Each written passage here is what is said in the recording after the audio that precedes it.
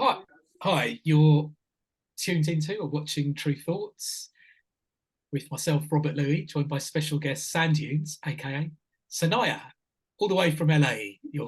We're doing a little Zoom. Hello, Sanaya. How are you? Hi, Rob. Thanks for having me. I'm good. I'm good. So How are you? I'm good. I'm good. So we're very excited to be working with you at True Thoughts. We have your album. I think by the time this is out, your album will be out because we're just doing it just before the album comes out. And Yeah.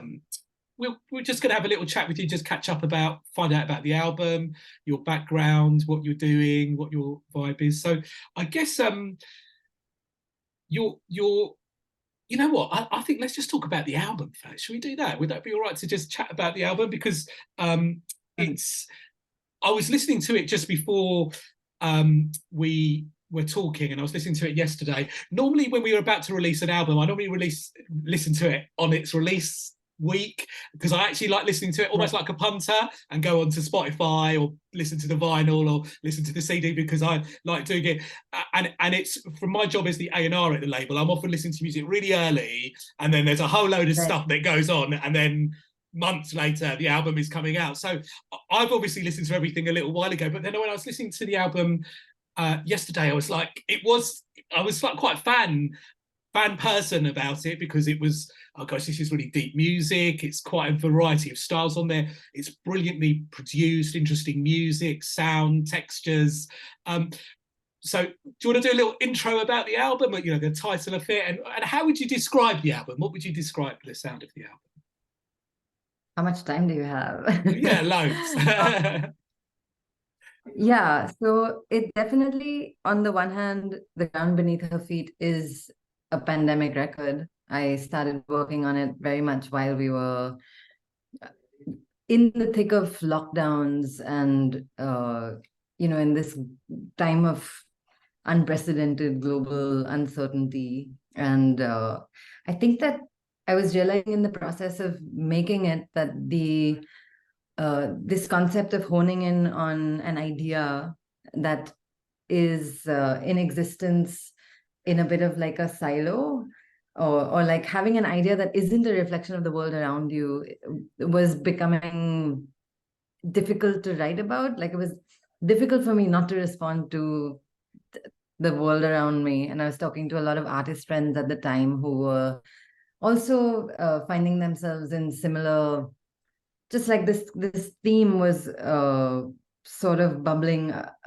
up ubiquitously around how, like, we need to be responding to the times. Like, there's got to be more of a collective voicing in the art and in the music, and less what might have previously been more personal, smaller individual sort of representations of ideas through music, if that makes sense. Yeah.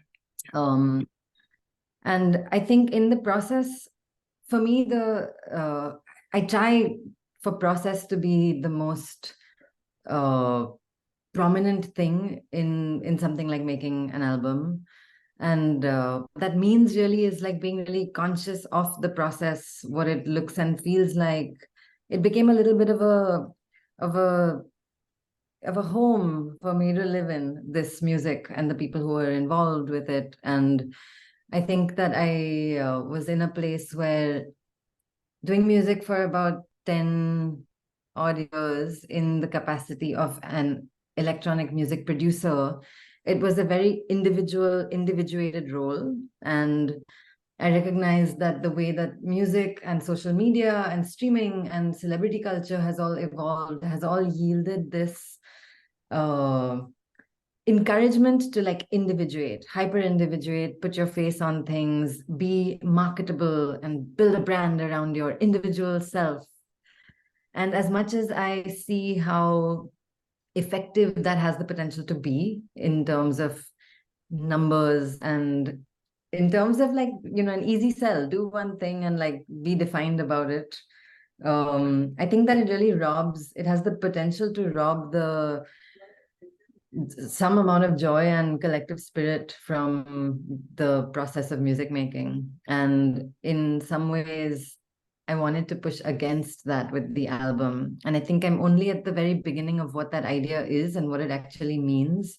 But it had to do with going back to collaborative music making, bringing more people in, relinquishing control, like doing the thing of, I can just program and produce everything myself, but I wanted to bring human beings in, and it made the process really enriching for me. There was a lot of connection, just actual connection that I experienced, and learning and expansion, and against all odds. Like, we did a lot of remote collaborating, like a lot of files being sent back and forth, and talking to people across different time zones from all over. There's a mandolin player from Brasilia. There's a Bolivian flute player. A string section was recorded in the UK. I have vocalists from, it was just like all over the map. And these were friendships that I had formed over the years through music. And in a way, it all was like coming together collectively. And that felt very powerful to me. And I wanted to have that bleed into the performance. So now when I'm on stage, it's no longer one person behind all their electronics wearing all black and having like a screen of visuals behind you, which I know is like a very effective way to consume electronic music, but it's become a bit trite for me. And I also think it just warrants being challenged, because being on stage it's a platform, and it's a privilege, and it's an amazing thing to have, but it's kind of a weird power dynamic. You're on this proscenium. It's like a church, and you have so much attention on you. And even in the digital realm, I'm wondering why that's just okay if the content that's being discussed isn't necessarily I just want to be more conscious with it, like more mindful with it, if that makes sense, and pulling more of my politics into the process, and pulling more people into the voicings of that. And all of that kind of fed this idea of how where we stand, where we get to stand, is a place that is very shared, but we're standing on the shoulders of everyone who came before us. And for me, I mean that in like a personal way, with respect to ancestry, with respect to my personal musical lineage, which is really my family, and my, where that comes from for me is like my dad, my maternal grandmother, and the chain goes on and on of people engaged in music. So your dad was in a band, is that right? Because I was just going through all our questions that we ask for PR and all of that. And what type of music did your dad do? My dad is a real blues head, and he played a lot of rock and roll in college. I think American music was like a big export when he was in college, and he grew up listening to a lot of B.B. King and Freddie King, and also Deep Purple and Crosby, Stills and Nash, and like that world of American music. My mom maybe a little more on the folk and Americana side of things. And then my grandparents, a lot of jazz and a lot of show tunes. So yeah, a lot of like Broadway musical we'd have records of that playing in the house a lot of the time. So a weird mix, but definitely a very Western export. That wound up, just wound up being what they listened to. But yeah, my dad was a bass player, is a bass player. And where did you grow up? So you grew up, although you're in LA now, you grew up in India, is that right? Yeah, I grew up in Jamshedpur, which is a steel town on the east side of the country. It's like an industrial town. And I had a pretty idyllic childhood, in that it was a really, really small town. And we had a lot of, like, every day was running out into the fields and playing badminton, or we used to play a game called Pitto, which is like, they also call it Lagori. It's like 7 stones and 2 teams and a tennis ball, and you have to hit the stones. And every single day of my life was spent outside running around with the kids in my colony. And colony is what we call the row housing that was provided four employees of the plant, and my dad he was like the manager of the shop floor in the plant at the time. And then we moved because he got another job to a city in Pune, which is on the west side in Maharashtra. And Pune now is like a pretty big city, but when we moved, which is about the year 2001, it was to me, I remember very, very vividly being like, oh my God, this is a big city. There's like traffic lights and billboards. And that wasn't the case where I came from. And I have a very vivid memory being a 12-year-old, just being like, we're cool now because we live in this big city. And we went to school there for about 3 or 4 years, after which I moved to Mumbai. Mumbai is also in Maharashtra and is a city of, I think it's 26 million, very densely populated city, extremely diverse, port city. And I had the good fortune of being in a university where I was studying economics, but I was surrounded by a very culturally active community, because this particular university at St. Xavier's College had a very just there were a lot of musicians in that college, and then it had an annual cultural festival that was super popular and very activated. So there was a lot of playing music in college bands and playing covers, and like participating in competitions. And I think that jamming with bands for 5 years in college, that really cemented for me that it was a very homey place to be, the world of like that music scene, or like the world of music. I was just like right at home in it. What was the switch to, I guess, the music you're doing now? Was there a obvious switch from going and doing covers and being in bands to, I guess I would describe you as more electronic artist, but yeah. Yeah, there was a distinct thing that happened. I finished my education and all my friends were beginning to get jobs, and I didn't know what I wanted to do. I didn't foresee that I would be able to build a career and a life out of being in music. And when it finally came down to it, and it was like, I actually was having an interview to be a travel writer for a magazine. And the lady who was interviewing me, I think she had been at one of my shows. Like she had come to an event at a bar where a band was playing and I was playing keyboard. And she was like, why are you pursuing this? Don't you do this whole other thing in music? And you should pursue music. What's wrong with you? Why do you want to be a travel writer? And I was like, oh, I'm always going to do music. I just don't think I can, make a living doing that. And this is 2009. And I was probably right in that thinking at that time. But I didn't get that job. And what she said really stuck with me. And I decided that it would be good to try to get better and try to, like, I don't know, study more, basically. So I had a very long chat with my parents, and we were looking at conservatories. And I was like, I've always wanted to play jazz better than I'm able to play now. And I had like a very broken sort of foundation in terms of music education. I didn't have formal training.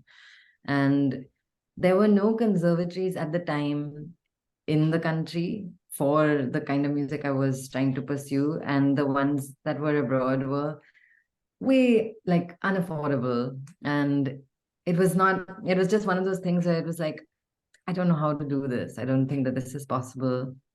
And I think roughly at that time, I happened to be rehearsing in somebody's studio for like a Bollywood cover band, to be honest. And one of the engineers pulled me into another room just to lay down some parts for a jingle they were working on, because they were like, oh, you're a keyboard player. You can totally do this. Can you just come here for like 5 minutes? And I walked into this room, and there was a big screen, and Logic Pro was on the screen, and there was like a bunch of synthesizers there. And I just remember being like, what is this? Like my first time, I had no idea. I didn't realize that the palette, or like the timbral sort of limitations of what I was able to do on a keyboard, were not fixed. I had come from like Rhodes, EP, like piano sounds, and then suddenly for the first time I'm like, oh, there are more sounds, like you can do more things.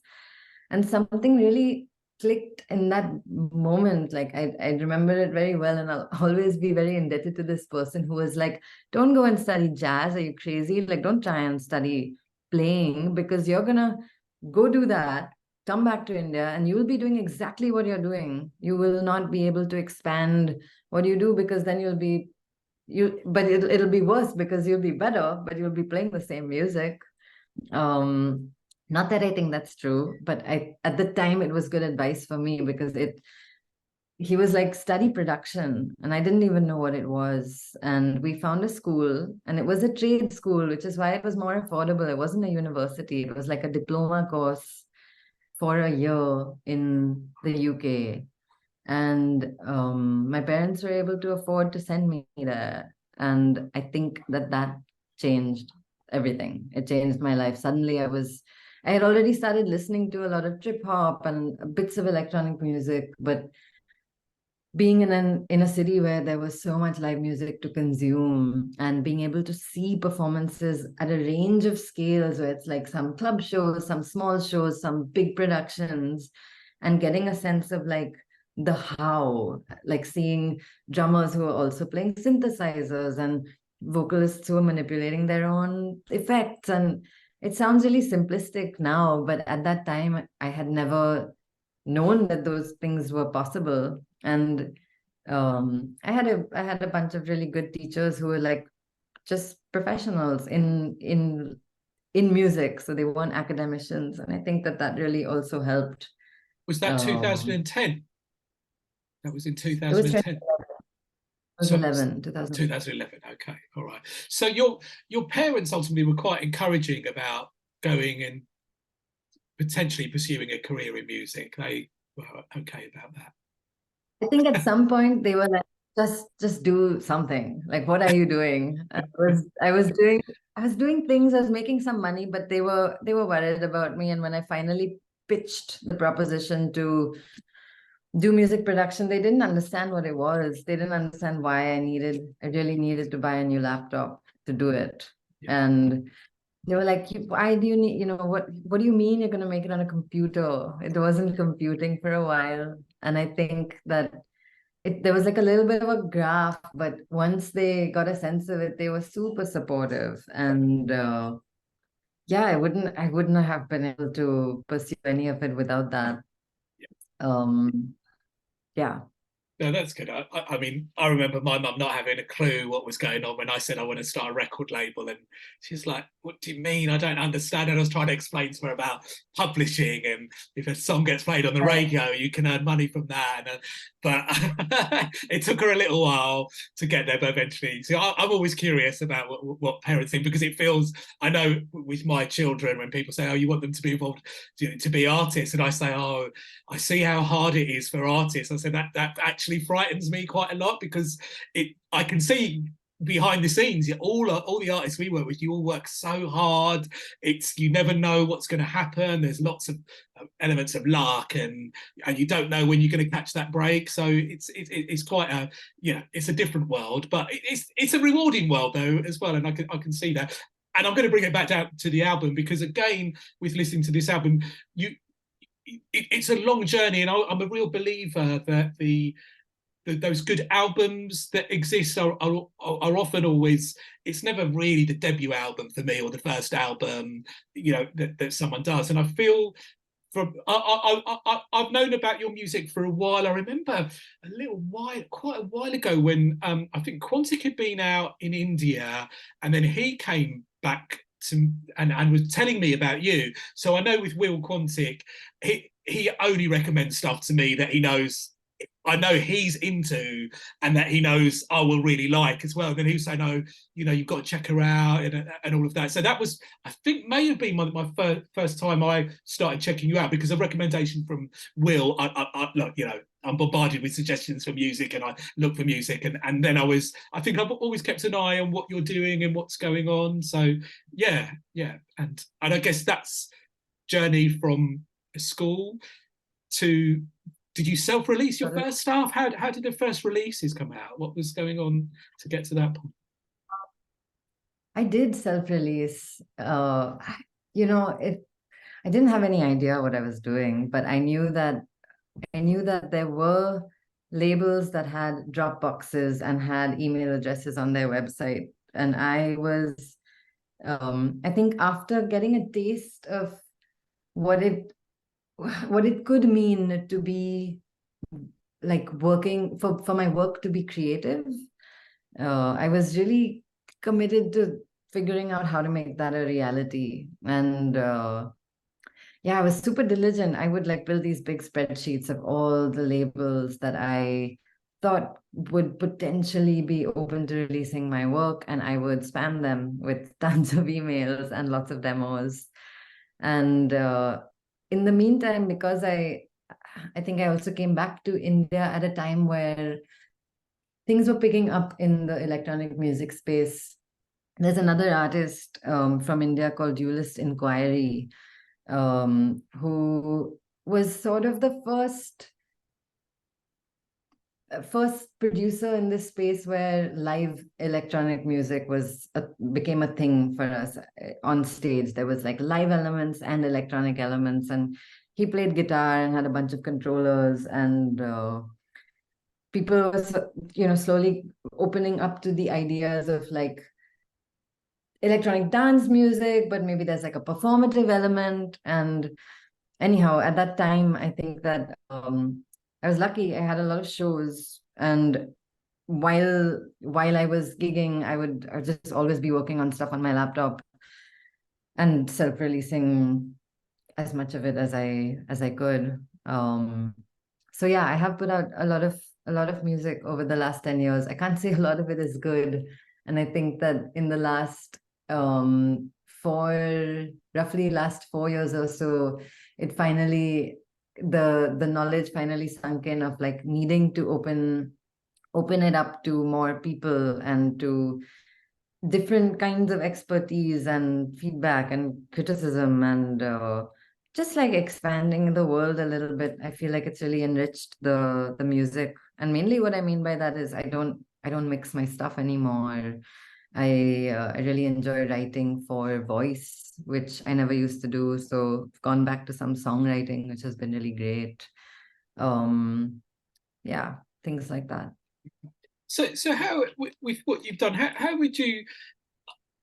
I know you said that a lot of the stuff you don't like. I always think I sort of love hearing the journeys of artists. I know I mentioned Quantic already. I like that we as a 20-year-old we put out an album that he just recorded on the worst computer in the world, but that's out there. And then you get to a level where there's an album with strings, and I love the fact that publicly people can hear that journey. And I think it's I know I'm a music nerd, but I think it's good for people to hear that, because otherwise sometimes I think people think, oh, you just appeared from nowhere and you've got this album, like your album's got strings on there, great vocalists and all of that, but all of the work you've done, and being brave enough to come to London, and you're serious about trying to push your art, aren't you? And that all is part of the journey. And yeah, I always feel it's important to like it, but I understand for artists when it's your Yeah. own music, it's like can be harder.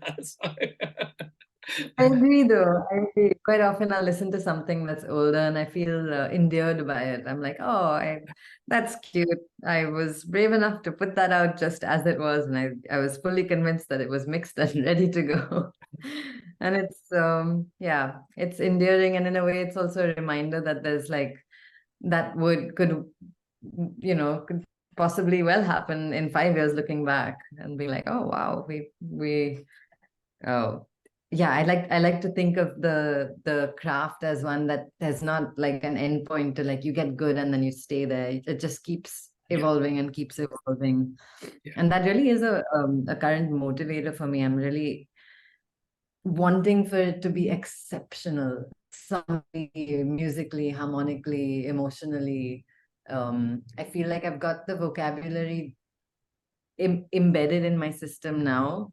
yeah, And I say now, but I mean, it has been like a long time of doing it, but I really feel I'm at a new beginning now where I'm like, okay, I've understood something about, I'm not sure whether it's about arrangement specifically or production or what, but there's something has like clicked for me and opened another perspective on it, a little bit more objective and a little bit perhaps more uh yeah, objective is the best word I can find for it. But wanting for it to be comparable and competitive. And I suppose some amount of that is also informed by having done it for a long time, being a South Asian artist and feeling like I have garnered some momentum at home, and I've been able to put like 9 people on stage, and I feel really secure about the quality of what we're able to deliver back home. But I'm in this chapter where I'm like, I don't know if that actually translates in the rest of the world, and I'm interested in being able to open that door and kind of not necessarily represent, but definitely shine a light on the fact that there is so much great music, so much professional, competent, phenomenal music coming out of the global south that deserves to be more acknowledged, deserves to be more on a world stage. And we're not there yet as a global culture, and part of me wanting it to be exceptional has to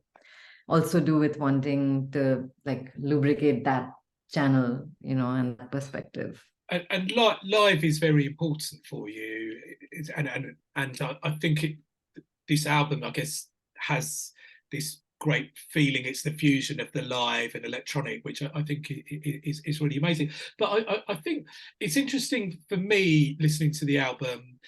We had our Tru Thoughts office meeting today, and I was saying to them, "Oh, look, I've just listened to it again, and it's a really amazing album."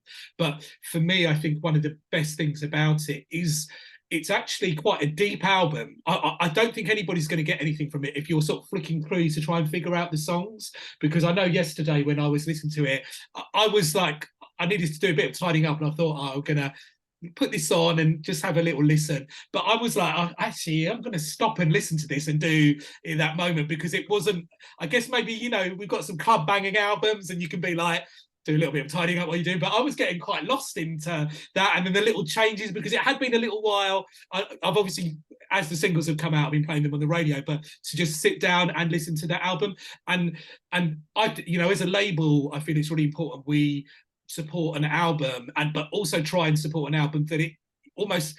I was saying to everybody today, look, we've got to start telling people you've got to listen to this album properly. You can't judge it by skipping through or having it in the background. And there feels to be a story. I was reading, the press release about the lyrics and the bigger element of this, but it just feels such a personal, deep sort of body of work, and a very good album, and eclectic, but joins together. I think there's a connection between everything. So yeah, I know I'm biased, but it's it's not really biased. I genuinely think it is like that. Thank you for saying that, Rob. I guess in on the one hand, I'm sort of a serious and deep person, and that lives in the music a lot of the time. And I do many things, and what I mean by that is within the world of music by necessity. And I'm become really aware of this after having moved to the US. So back home, if you work in audio, if you work in sound, and I think having to like have come up in that world, because I didn't really enter the realm of Bollywood or add music early on, there was a lot of like you forge your own path, you define what it is that you do, and you try to expand your skill set so that, and I think this applies to all artists and all art forms, especially if you're like coming up as a freelancer, you kind of have to do everything.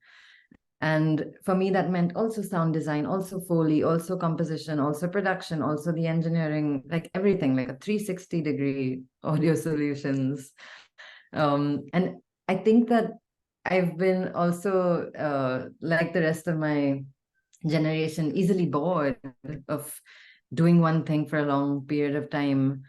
And more recently, I've experienced the downside of that, where it's like, well, you should just do one thing. Like, it's so confusing who you are. Are you like, it's a confusing sell. I feel like this was a chapter for me a few years ago where it was like, are you an electronic musician? Are you a DJ? Are you a composer? Like, which is it? And I think that it was coming from voices and from people who weren't cognizant of the fact that I didn't have the luxury to exist in one of those lanes, because I wouldn't be able to manage to get by if I was just doing one of those things. It had to be all the burners on simmer all most of the time. And I really have wanted to push against that and feel more free existing in different lanes and less uh, fitting into like one box because it's an easier thing to digest. And I think that's really evident on the record. There is cinematic, like soundscapey, cinematic, theatrical works that I can't really call songs, but they're pieces. They're just like pieces of work that are collaborative. There is a lot of dance floor focused stuff. There is a lot of songwriting where voice is kind of carrying you through stories and narrative and rhetoric. And then there is a space on the record where the trappings of harmony and our concepts that codify music fall to the wayside, and it's like experimental and drone and free. And I have heard from some people who have heard it that it feels like compilation-esque. And I have also heard from some people that it's like a beautiful diversity. And I guess in a way I'm like, oh, this is kind of what came when I was thinking of telling this story that has a lot of through lines and is about a lot of things, but at the root of it, it is literally all things cemented into the title. It's like, this is the ground. Like, for me, this is the framework in a way. And I do think it warrants a deep listen. And as much as I make performance really important, and I think performance is so crucial in this current landscape where like a lot of people working in the arts are worried about AI taking their jobs and becoming irrelevant. And it's a conversation that comes up relentlessly in my peer groups and among my friends. And somehow the live space is a little bit sheltered from that, because it is one moment in time and it gets over like this for us. It's just like 45 minutes or an hour. And we put in months into the design of how to like literally manipulate time and space in that moment so as to share an experience and to share it like from here in an embodied way. And I think that although that's really crucial, there is another thing that I'm stumbling on thanks to this album, which is deep listening and creating spaces where it's not just performance, but we're sharing in listenings together. And how it's a pretty radical thing to do in a world that does not reward you for slowing down and for listening. And we're a very visually dominated culture. It's like our primary sense modality is visual. We're like hyper overstimulated at all points of time. And I actually have this other project that I've started with my partner, which is a little bit more on the it's like an academically informed project that is where my social practice resides, and it is centered on activated listening and how there is a resistance in that, there is meaning in that, there is like definitely a push towards a more compassionate society if we're able to practice and cultivate listening more. And it's funny to like talk about it because it's an entirely different medium, and there's value in actually having the experience, and then when you talk about it, it kind of reduces it a bit. But I do believe that there's a lot of value in doing that, and we've already had a couple of listening sessions, like community gatherings, where we've listened to the album. which ultimately becomes a lot more about the music. But I think that there's potential in even beyond this album, just like hosting listening sessions where collective communal listening is then followed by conversation and introspection and reflection on all things that the artist was potentially trying to communicate through sound and music. I think, it's interesting that you mentioned AI, because when all of that's going on, I just, it doesn't concern me at all, because your album is an example, but pretty much all the artists we work with, because there's that real human element.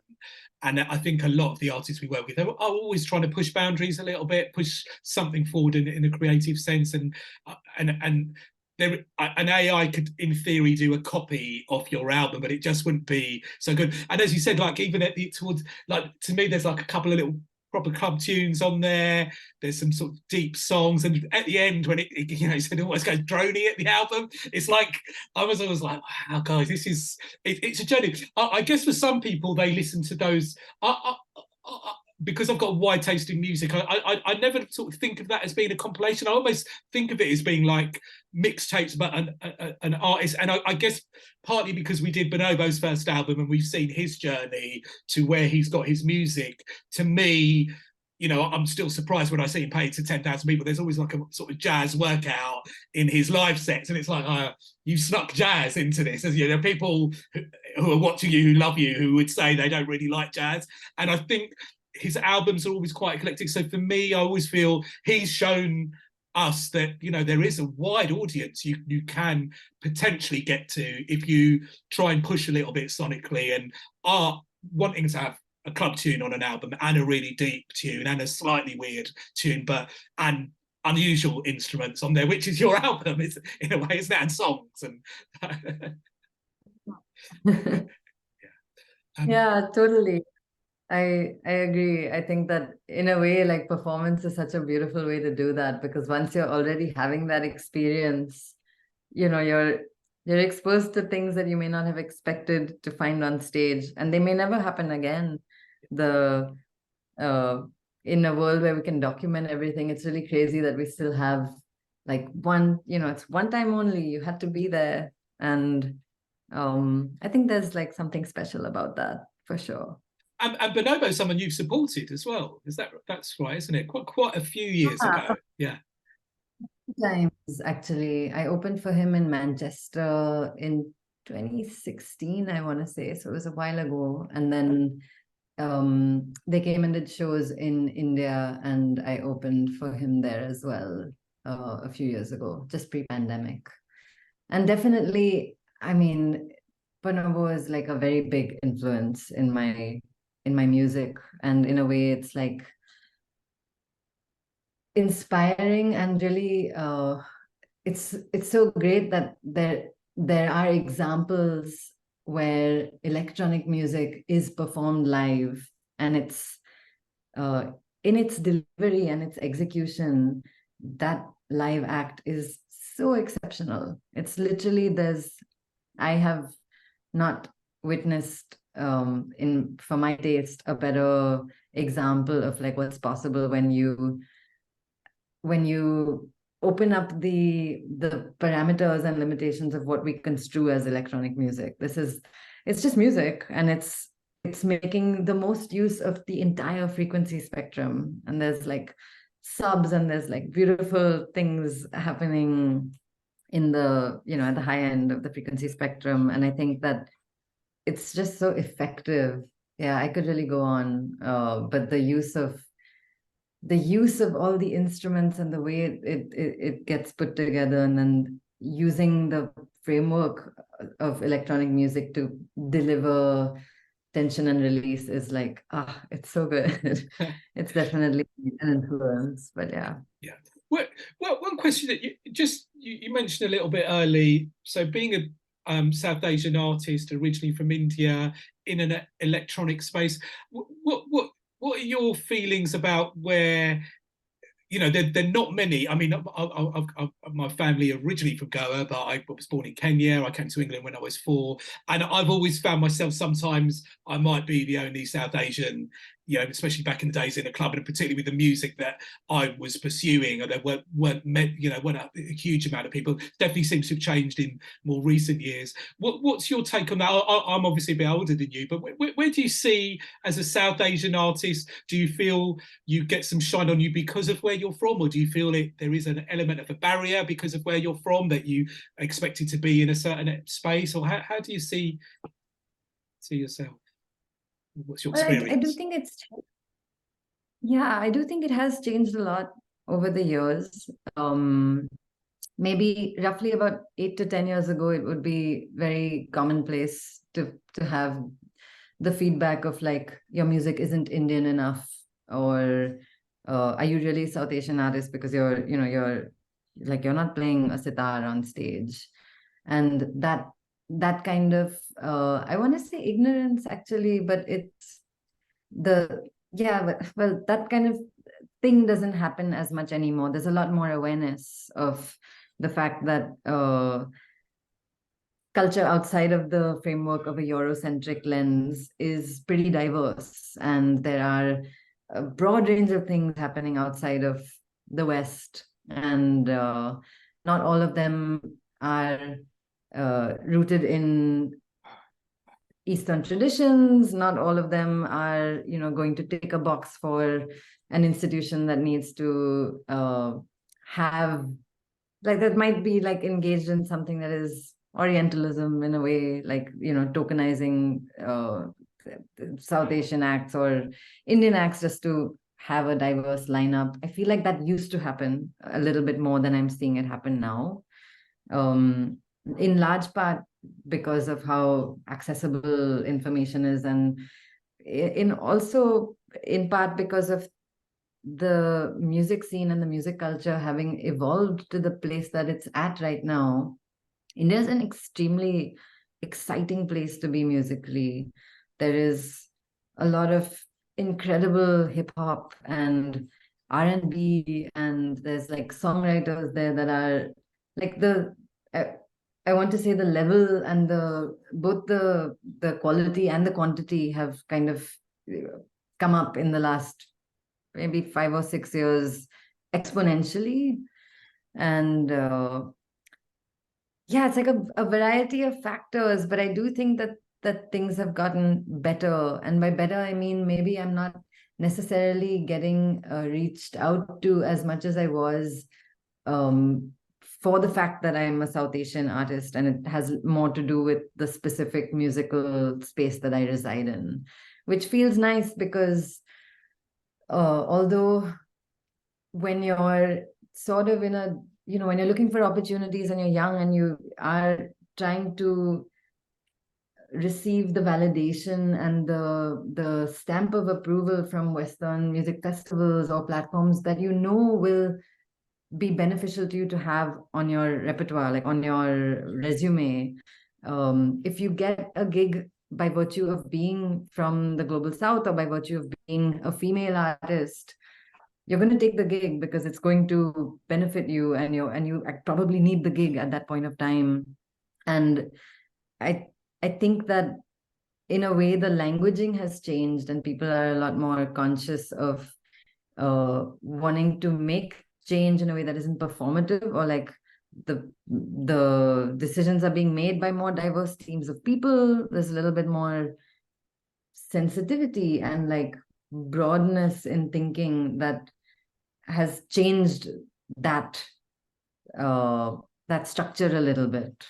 Yeah. And it definitely has a long way to go for sure, but it feels nice because there is a feeling of like, okay, I'm receiving more of these opportunities now, perhaps because of merit and less because of my gender or my regional identity. And I think that is at least for me, that has been something that was felt very strongly when I was starting out. It was like, wow, I'm just like getting opportunities, not really because of my merit. And that's making me feel like I need to do a lot more than my other peers, like my male peers, or, people from different countries, because I need to prove that it is on par with the other material that's out there. I need to prove that the live act is like as professional or the music is as competitive.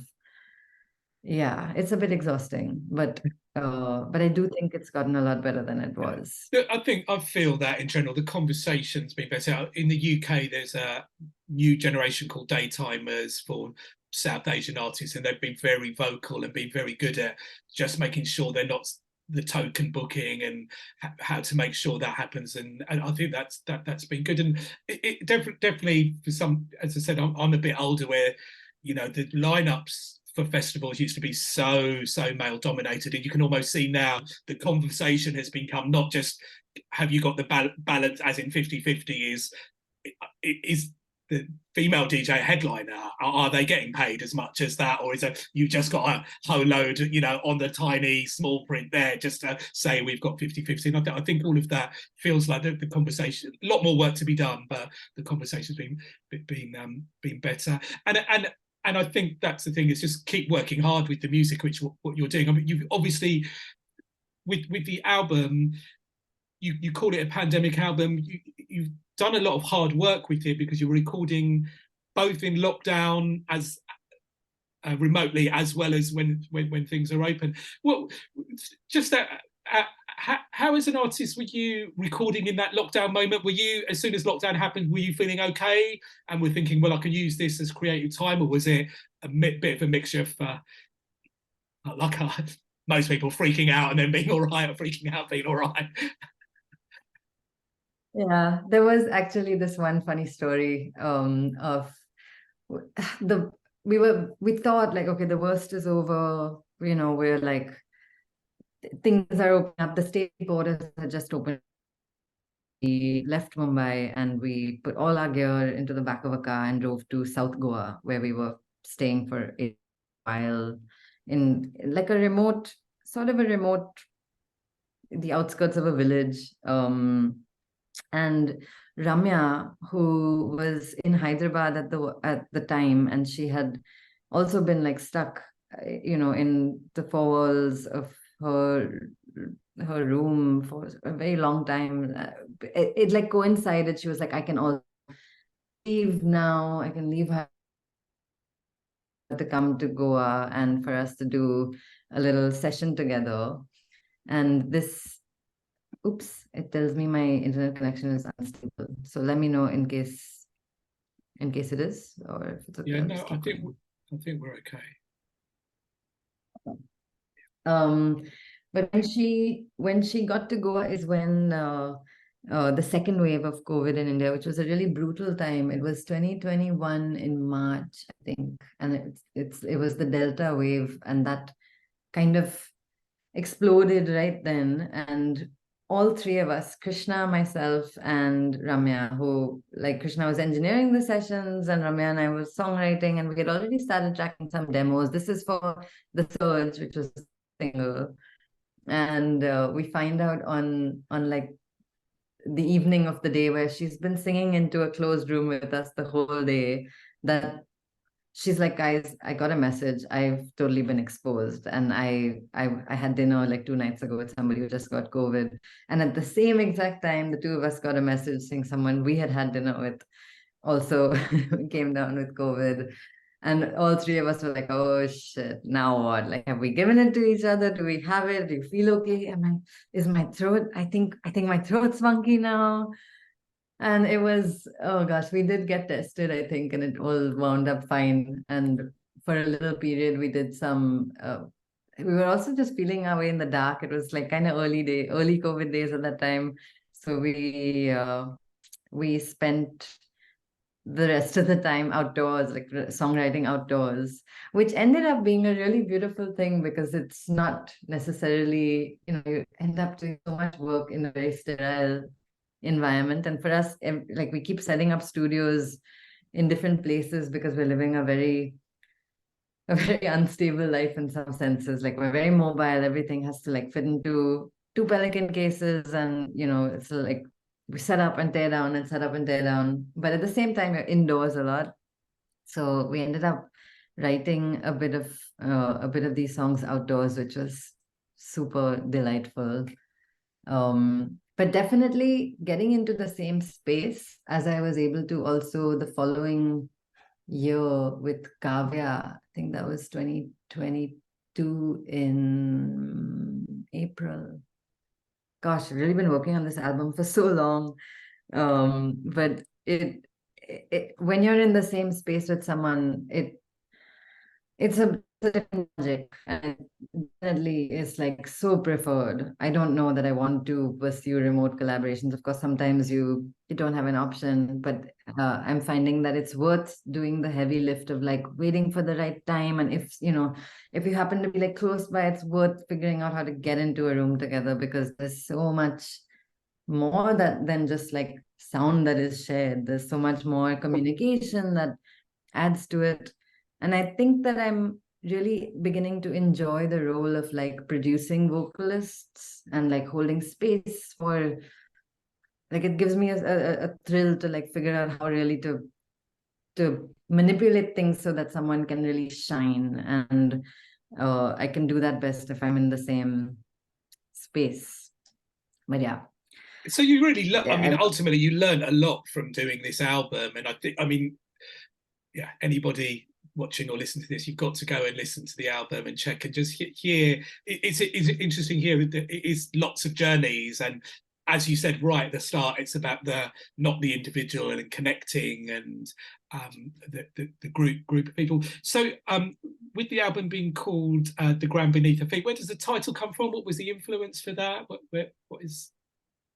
I was reading a Salman Rushdie novel in at that time when I think when the maybe it was during the pandemic, and it's a really it's a long read, but it's a brilliant book, and a lot of it is set in Mumbai and other parts of the world as well, but the title and the way that it lands in my head really is very visual for me. And he, of course, like most Salman Rushdie novels, it's a novel about everything. It's about life and death and love and culture and society and politics and beauty and horror, and it's everything in one. And I feel like, in a way, it was so unhinged in its exploration of uh, uh, conceptual furniture, if you will, on like a landscape, that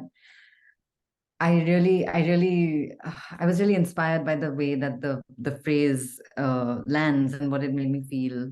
And I also think that it's both things are very important, and both things are pointing to the fact that there's a her in the title, the ground beneath her feet, and then the fact that it is actually really it's talking about the earth.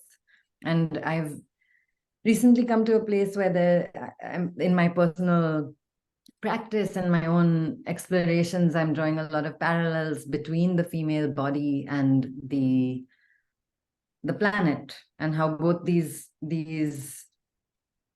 two things are analogs for places where I reside. I reside in this body, and I reside on the planet.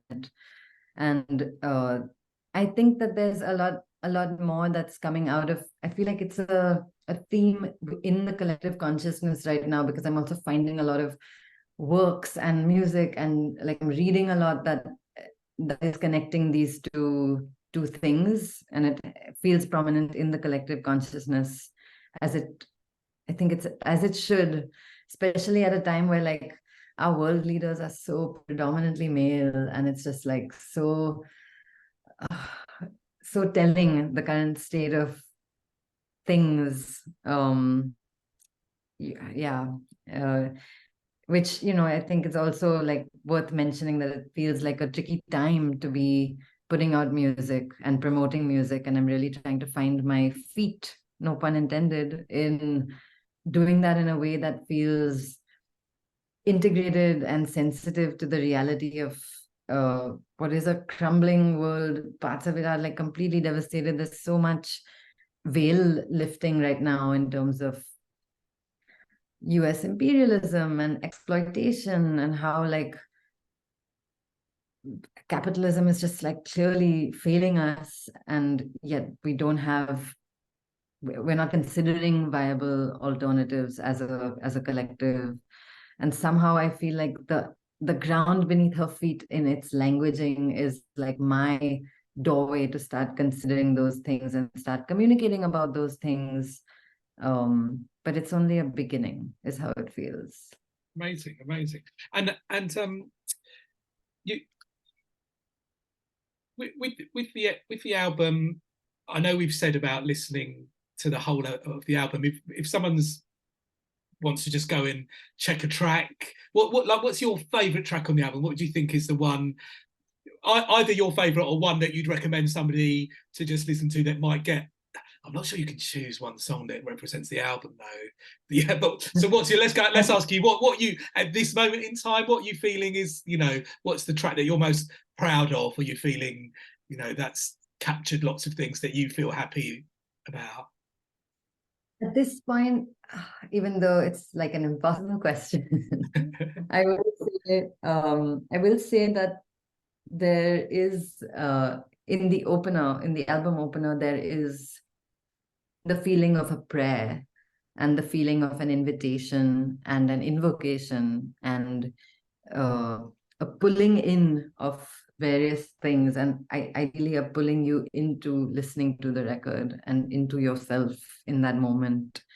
And that is Mother Figure, which features Penny Kandrarini, who is a dear friend and an exceptional artist who, like the rest of us, would refer to someone of Penny's caliber as like she's a true. I don't know. We say this. I don't know if it's a. I don't really know if it's a thing, but we say this like, oh, they're a true, which means like music for them is not a game of like let's manipulate the industry and let's like position ourselves as it's it's sacred. It's like completely sacred, and it is a practice of transcendence, and it's so palpable. And I really feel very honored that I was able to do something with her. And I feel like that piece has touched a lot of people. And my friends who have listened to the album, quite often they'll come back to this piece. And I think I myself, in producing it, was trying to match her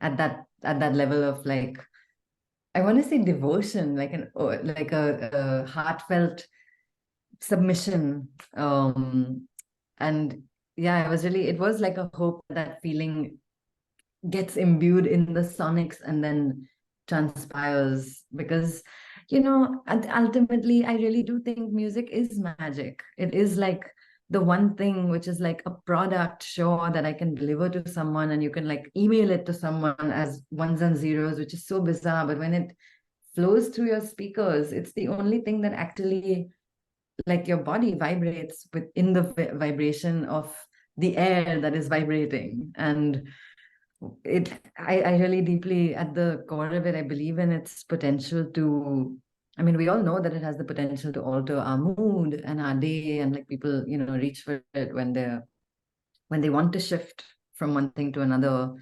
But I think that collectively there is a power in it. It's a very, ironically, it's a silent power. It's like a soft power. It really, it warrants, it warrants or rather it begs listening for the transmutation to happen, whatever that transmutation is. So yeah, I think Mother Figures is it's my current, like, I have a soft spot for it. Yeah, But and yeah. yeah, there's so many good. I have curiosity because for me, with a sort of more club DJ background, so when I heard Pelican Dance and Masti, those two are like, they're really interesting club records. They're like, when you're just trying to get deeper. Were you doing those as tracks that you're thinking that DJs might play out in clubs, or were you just making them as in thinking of you performing as a live artist? I'm just curious about. I think, I think I hope that DJs will play them out, but it's rare for me to sit down with that objective and be able to undergo a do the creative process while keeping my eye on that container.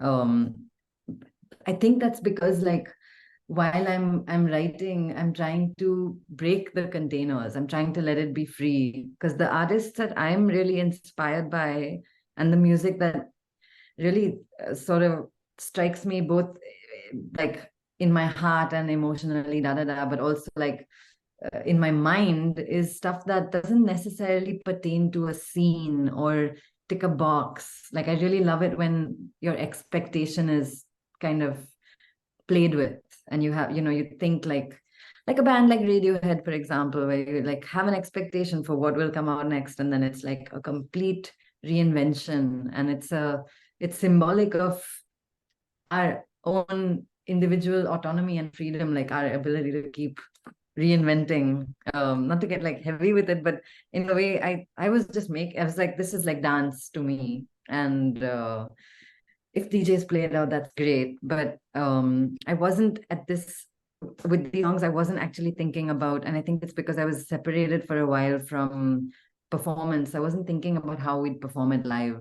Yeah. Which is why when it comes to performing it live, it was like, oh shit, how do we perform this live? Because it's like so processed and so many sampled sounds that are impossible to recreate. And that it became its own like fun challenge. But it wasn't. Pelican dance is actually, is it a 19th century harpsichord as well that you played? It Yeah. is. I mean, which is Yeah. amazing. And I don't know if you know a film, there's a classic sort of British gangster film called Get Carter that Michael Caine is, and the theme tune is a harpsichord. And um, it's funny because when someone was asking me, I was telling someone, about the album, I said, there's like I called it's like a broken beat tune that's a bit like Get Carter with that harpsichord, which is a really such a British reference to the track. So I was so curious about, it's amazing that you're making something in a totally, different headspace to which is the brilliance of music, isn't it? It's so funny that I'm hearing something that I just only pretty much my own references, and you're not in that world at all that I'm thinking about, which is so fascinating. But it's the good thing about pushing boundaries, because you can't just say, well, it's a drum and bass tune, and there's a breakdown and then it's hands in the air. Yeah, I'm annoyingly deep about all of it. No, it's great. One thing I always try and ask when we're chatting to artists, and in any period of time within the music industry, because I'm sure there are a lot of artists who will be listening to this or watching this. How do you find it at the moment? Because it feels like there's been a big change since lockdown, and then we've come almost to a slightly different music industry at the moment. There's, we can see on the business side behind the scenes, like there's struggles with vinyl pressing, there's pressure with social media. How are you meant to market yourself on 5 or 6 social media platforms? Is it legal to just do one platform? Are you allowed to say you don't want to do any and only want to post once a month? We try, and we try with all the artists we work with to say, look, there's not much pressure, but the way you've got to try and communicate what you're doing and what's happening, via social media. But how do how are you finding it at the moment? Do you feel the pressure of social media is too much, or it's dealable, or do you get anything from it, or? It's such a big question, and it's such a valid question for musicians specifically, because I think at the root of it, I think music as an industry is broken, is a model that, the advent of streaming, it unfortunately devalued music. And the idea that we have in our back pocket like 8 billion trillion songs is, unfortunately, it does a disservice to the listener. It does a disservice to the artists. The people who are trying to facilitate music into those platforms are also, for most part, I think, pulling their hair out at figuring out how to compete, because there's such an insane amount. I think something like, if I'm not wrong, it's 600,000 songs a day that get uploaded. Yeah, I was thinking 60 on Spotify, but it might be even more than that. But yeah, You but might maybe it be right. might be more. Yeah, yeah. My brain might have added a zero. Yeah. Exaggerated, but um, there's definitely a pressure and a unfortunate brainwashing where you are going to equate, and it's arguably realistically you're going to equate the numbers and the views and the streams to your relevance and your success and your worth as an artist. And frankly, when you're getting booked to play at festivals or with any opportunities, people are now looking at those metrics to see what your clout is, what your influence is. And I think that it is tragic on the one hand, because it has created a feedback loop where artists are now trying to utilize the things that are basically like, how do you play the room? And if you know that the algorithm is going to reward these things and you do them consistently, you don't have to even do them very well, but you do them consistently, it's going to yield a certain quantitative growth and reach. And that will open up doors for opportunities, whether it's like brand endorsements or performances. And I think that sucks, because the point of doing art and music isn't to pander to the room. And maybe that's like a falsity, and maybe there are some people who just want to be doing that, and that's sufficient. I just think that the downside of it is that people end up very personally affected by and disappointed at their limitations and their the truth of it is that no amount of, if you're thinking in terms of the numbers game, no amount of numbers is going to be sufficient. If you have 300,000, I don't have 600,000 streams. If you have 600,000, I haven't hit 2 million yet. It's like, it's never going to be enough. And the potential there is to leave artists despairing and existential, and questioning their role and questioning their relationship with music. And I've certainly been there in the past, and I feel lucky to have like found my way out of those holes and those depressive spells, where the thing that's kind of rooted me back in the work is recognizing that that's not why I found myself in the work to start with. It has to do actually with process and with making, and there being a benefit in expansion and like affecting people's lives positively through that process. And by making that process more established in a way, maybe there's scope for it to have more legs and impact the people who work on it in a positive way. And I have like justifications for finding myself back in it, but I have to keep drawing my attention away from this unfortunate placement of like the importance of staying relevant. And I think social media is like, these days there's no way there's no way to reside in it that is like the correct way. I do find just one like beautiful thing is that there are connections that I make, and I do stay in touch with people. And I've had like pretty historically, I've had good luck with social media. I don't, in the sense that I don't feel like people are writing me being like, you suck, why are you even doing this, Yes. stop wasting your time, it's like you suck at music. Or maybe somehow those messages are getting screened. But I tend to find that I find You're in a good, I think if you are in a good creative space, and I think it's the pros and cons, is like you wish to be, if you wish to be big. I mean, I see that with site Bonobo. I sometimes go and see what he posts, and then there's not many, but every now and then there might be a comment, and I'm like thinking, why is someone commenting like? And then I logically have to remember, oh, he's a really popular artist, so someone who's just a bit bored is just going to come and do that. But that's not necessarily going to happen to a lot of most of the people that I know. But because he's in a way crossed over, you've got to have that different type of thing. So it's interesting what you say. It's like almost sometimes you have to be careful what you wish for and try and figure out. I always feel that find that space that you're comfortable in. And again, I always say that like it's never worrying about the numbers. I'm often saying to artists, it almost doesn't matter if I mean we've had songs that have got 1,000 streams, but one of the people who listened to it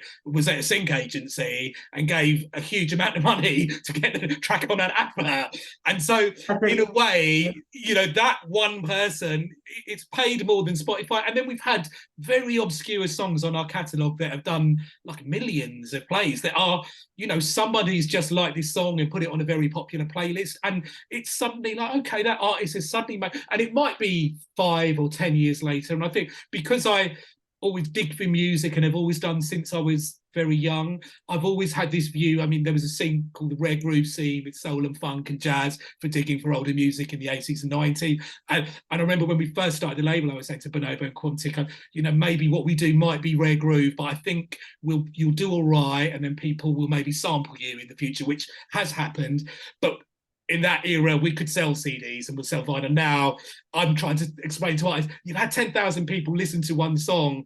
You know, you've got to think, that is really good. That's 10,000 people, 10,000 people. It's not, oh, I haven't got a million plays. But I know the monetary value of it is hard for artists, but sometimes you've got to just hold on to these positives. It's difficult. We know that, but I do feel positive. And I think with artists like yourself, you're being brave, aren't you? You're doing something that is a bit different.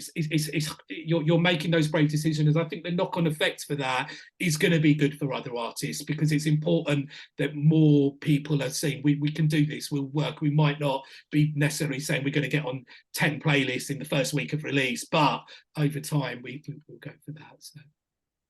Right. Yeah, you just have to do your best and do what feels like you. And I guess this is like the authentic expression is like, this is the music. I don't know whether it's like dance floor or live or radio. I don't know. But if it is, great. It's just this is the voice. So yeah, the rest is like a bonus. Yeah. Yeah, all of it is a bit of a bonus. Yeah. Yeah. One thing when I was reading through our sort of PR sheets and the questions that Lucy was asking you, there was something that came up that you're in the horror, getting into the horror podcast genre. You were saying you're getting into what is that? I didn't know. I don't know what that is, but I'm curious. So it's just talking about horror films, is it, or horror books? Is it? I don't know. You tell me.